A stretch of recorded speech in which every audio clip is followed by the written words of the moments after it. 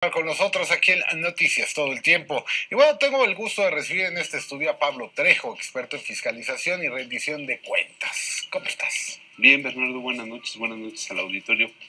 Pues vamos a hablar de algo que cuando estudiamos en la primaria o en la secundaria nos daba mucha curiosidad. Ver si el agua y el aceite, se pueden al mezclarlos, se pueden juntar. Fíjate que estuve haciendo un análisis sobre qué vamos a hablar de la agenda económica. Ajá, qué posibilidades reales. Amplio, PAN-PRD, digamos. ¿Qué posibilidades hay de que el Frente Amplio pueda construir una agenda?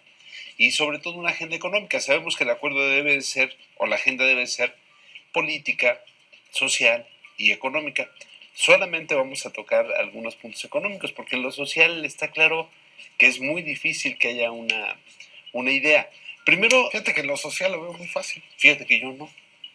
Porque, por ejemplo, a ver cómo le hacemos con los matrimonios igualitarios, que es una de las banderas del PRD, y lo que maneja Acción Nacional en su programa y en sus ideales como partido. Es un encorchetado legislativo, por eso. Sí, pero es encorchetado, o sea, ahí no va a haber acuerdo. No va a haber acuerdo. No va a haber acuerdo. En eso no va a haber. Pero en el matrimonio igualitario, ¿quién sabe? Bueno.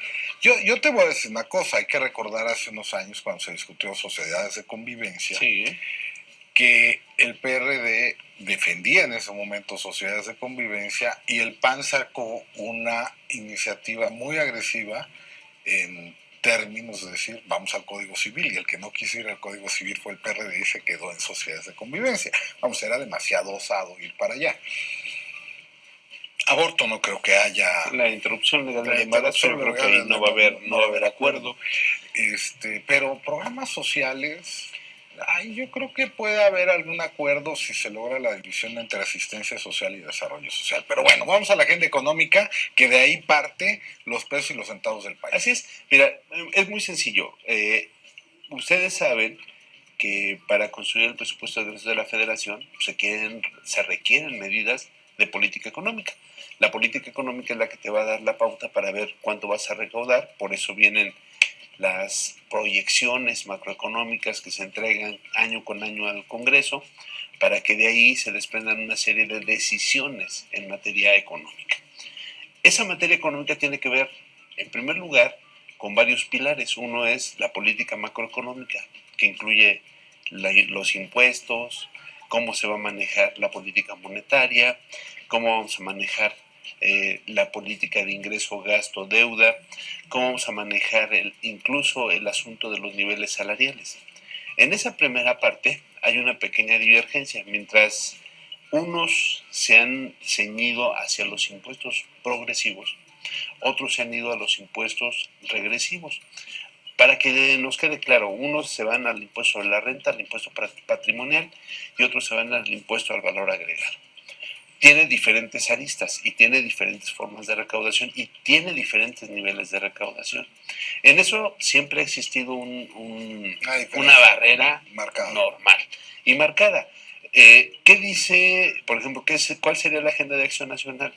Vamos trabajando por los impuestos generalizados, que serían regresivos, donde se cobra a todos por igual y vámonos al consumo. Dejemos un poco de lado el impuesto sobre la renta, ¿no? ¿Qué diría el PRD? No, vamos a cobrarles más a los que más tienen, un impuesto progresivo, un impuesto proporcional que vaya acorde con lo que señala la Constitución. Yo ahí creo que se puede armar un híbrido, pero los híbridos no han dado resultado. Y tenemos el caso de nuestros impuestos actualmente. Es un híbrido. Queremos cobrar a los ingresos y también cobramos al consumo, y a final de cuentas ni cobramos bien ni uno ni otro. Ni damos facilidades para que se cobre bien uno, ni damos facilidades para que se cobre bien el otro. Entonces ahí tenemos un primer... Y con las acreditaciones que también están cruzadas. Exactamente. Se diluye el cobro, ¿no? No, la evasión y la ilusión son los fenómenos. Quise decir lo bonito. Bueno, es que la evasión es cuando de plano no pagas, y la ilusión es cuando te sirves de la ley para estar en el límite y pagar lo mínimo indispensable. Entonces, ahí tenemos una primera dificultad en la política monetaria. ¿Cuál va a ser la idea? ¿Restringir el gasto o expandir el gasto? Para la gente de la izquierda, una de las medidas para generar mayor crecimiento económico, dinamizar la economía, pues es un poco la expansión del gasto, evitar esas medidas restrictivas que se tienen ahora con el incremento de las tasas de interés y cosas de ese tipo.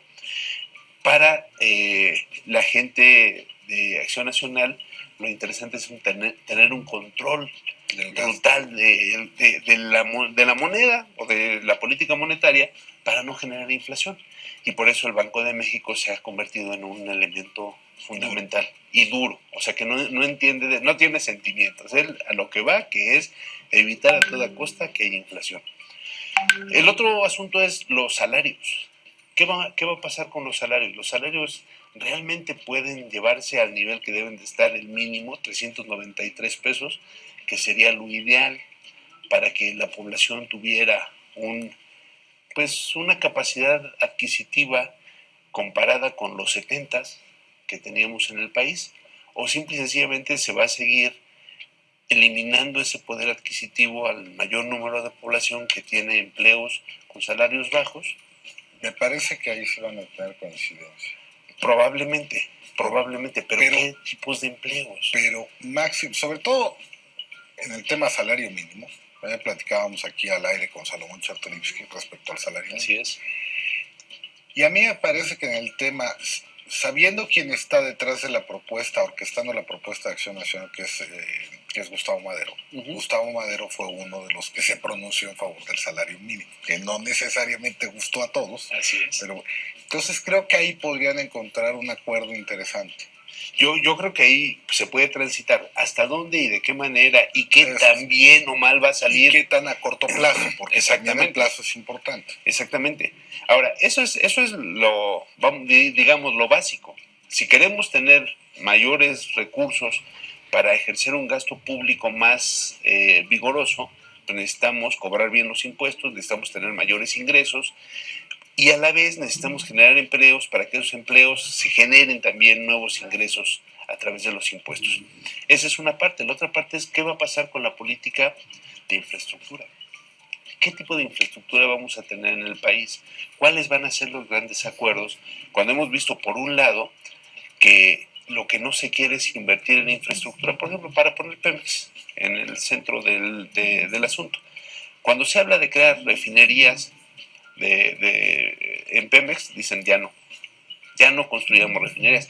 Mientras que por otro lado, la izquierda que dice construyamos refinerías, procesemos nuestro propio petróleo, llevemos a cabo un encadenamiento productivo que nos traiga petrolíferos, o sea, productos derivados del petróleo, ya industrializados con un valor agregado, y vendámoslo. No vendamos el petróleo tal como lo extraemos, sino hagamos de esto un círculo virtuoso que permita generar empleos. Y por el otro lado dice, no, a ver, vamos al costo-beneficio. ¿Con qué ganamos más? Con el petróleo vendiéndolo así, y entonces lo que no podemos producir, lo compramos. Esas son las dos visiones económicas. Y estamos hablando solo de un tema, que es ese tipo de infraestructura. ¿Qué va a pasar? ¿Qué vamos a preferir? ¿Seguir construyendo las redes de carreteras, puertos, aeropuertos? O bien vamos a entrarle ya a las vías férreas, que son más baratas para el transporte de las mercancías, que en algunos países incluso son más rápidas. Si se quisiera construir las vías férreas aquí para el transporte de mercancías, solo estoy hablando del transporte de mercancías, que le ahorraría, hablando del costo-beneficio a los empresarios, fletes más baratos, de mayor capacidad, con mayores cantidades en kilos, menor, o sea, sería otro tipo. Tampoco se ha discutido. Si nos vamos al asunto del desarrollo social, que decías, ¿cuál va a ser la política económica en materia de desarrollo social? ¿Vamos a fortalecer la salud pública? ¿Vamos a dar el servicio de salud? ¿O bien lo vamos a privatizar? Y ahí están las dos visiones también.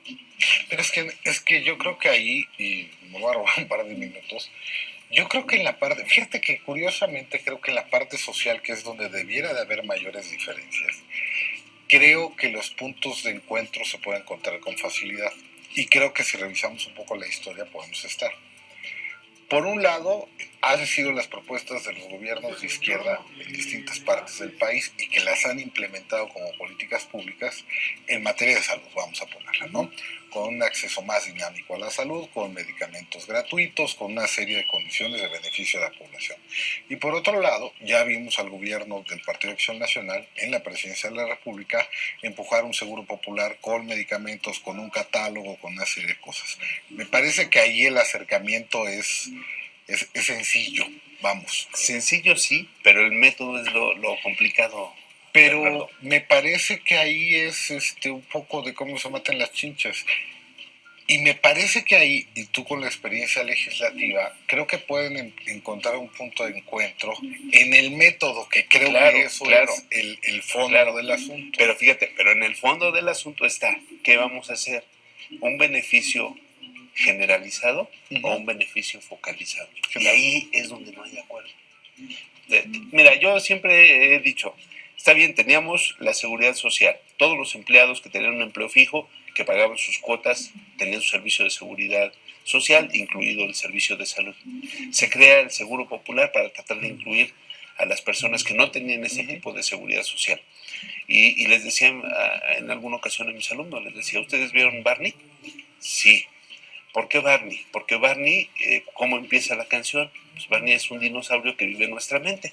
El seguro popular es precisamente eso, porque utiliza los mismos establecimientos que ya había de salud para dar el servicio del seguro popular. Entonces, no hay un crecimiento del servicio de salud y eso viene a dañar el servicio que se les prestaba a los derechohabientes, por decirlo de alguna manera. Por eso te digo que no es tan sencillo. Yo creo que se pueden llegar a acuerdos, pero no hemos visto esos acuerdos. Ahorita han sido puras declaraciones políticas y están confundiendo la alianza electoral con el gobierno de con el gobierno de coalición o con un frente amplio democrático. Frente de gobierno.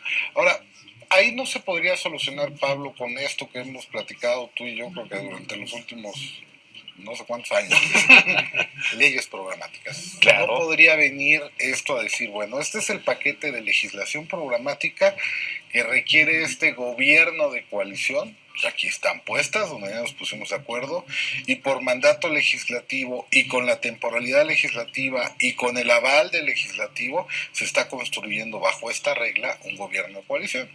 Y fíjate que eso sería muy interesante, porque entonces pudiéramos hacer una planeación a mediano y largo plazo que no se ha hecho en el país. Porque entonces ya no, o sea, sería relevante quién estuviera a la cabeza de las secretarías por el estilo de dirección, pero no por el programa. Por el programa o por el proyecto, porque sería una obligación legislativa. Pero eso nos lleva a una modificación política. No puedes tú actuar de esa manera en un sistema presidencialista. Tiene que ser un sistema semipresidencialista con una intervención muy fuerte del legislativo. Pero me parece que hay el mandato, pero esa es una decisión de voluntad política. Por supuesto, que es lo que menos hay. Pero pues quieren hacer un frente, ¿no? Bueno, pero el frente es para sacar a alguien de donde está. Quieren hacer un frente, pues el frente trae sus costos. Exactamente. No, pero además, fíjate que si lo vemos desde ese punto de vista, sería un asunto sensacional. Yo lo que digo en este momento es que no hemos visto ese tipo de discusión. Estamos viendo otra discusión. Estamos viendo en que dicen, vamos a construir un programa. Sí, ¿y dónde está el programa? Más bien lo que estamos viendo es una pugna al interior de los partidos para ver quién va a encabezar eso. Y hasta eso va a tener dificultades. Es que me parece que cuando le pones el ingrediente de voluntad política, me parece que es un ingrediente fundamental en todo esto, que no estamos necesariamente tomando en cuenta. Y yo no sé, quien esté a cargo, digamos, de la plataforma de uno y de otro partido político, me parece que esos son los que se tienen que sentar a platicar, más allá del frente electoral. Así sino, es. digamos, en el frente de decir, a ver, para no decir tonterías y no prometer lo que no será, ¿no? Pues nos tenemos que poner de acuerdo en un plan mínimo de acción con instrumentos y métodos para poderlo realizar, para que la oferta del frente, quien encabece el frente, verdaderamente le diga a la gente lo que van a hacer, porque pues a lo mejor pues no es lo mismo prometer como candidato que cumplir como presidente, ¿no? Que aquí no sucede, ¿verdad? Pero bueno, interesante, Pablo. Vamos a darle seguimiento a esto, ¿no? Me parece muy bien. Yo creo que sí. Bueno, Pablo Trejo, muchas gracias. Gracias a ti. Hacemos una pausa, volvemos. En